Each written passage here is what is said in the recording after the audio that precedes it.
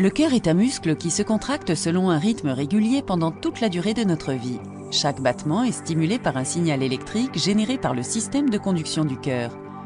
Un cœur normal bat 60 à 100 fois par minute. Parfois, suite à un problème au niveau du système de conduction, le cœur bat trop rapidement, trop lentement ou encore de manière anarchique et irrégulière.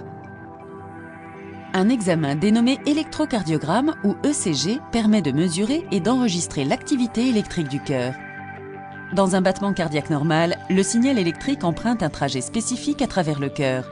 Le signal électrique démarre normalement dans le nœud sinusal de Kay-Flack ou nœud sino-auriculaire, SA, situé dans l'oreillette droite, excitant les fibres musculaires sur son passage. Le nœud sino-auriculaire déclenche la contraction des oreillettes, ce qui provoque le passage du sang dans les ventricules. Le signal électrique se propage ensuite à travers le nœud d'Aschoff-Tawara ou nœud auriculo-ventriculaire, AV, pour atteindre enfin les ventricules. Ce signal déclenche alors la contraction des ventricules, activant la pompe cardiaque pour envoyer le sang dans les poumons et dans le corps. La tachycardie est un type d'arythmie ou d'anomalie du rythme cardiaque dans laquelle le cœur bat plus de 100 fois par minute. Il existe de nombreux types de tachycardie, mais la forme la plus courante et la plus grave est la tachycardie ventriculaire.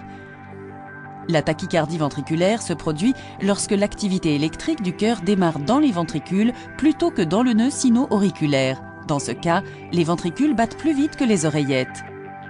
Les contractions rythmiques normales, précises, entre les oreillettes et les ventricules sont interrompues, entraînant une interruption de la circulation sanguine vers le cœur et vers le corps. La tachycardie se manifeste par des symptômes tels qu'une sensation de faiblesse et des évanouissements en raison de l'interruption de la circulation sanguine vers le cerveau. Elle peut être provoquée par de nombreux facteurs, notamment par un effort physique et le surmenage. Toutefois, une tachycardie peut entraîner des lésions si elle est prolongée et persistante et si la cause sous-jacente n'est pas traitée. Le traitement de la tachycardie est médicamenteux et ou chirurgical. Dans certains cas, un défibrillateur implantable peut être inséré dans le thorax du patient afin de réguler le rythme cardiaque.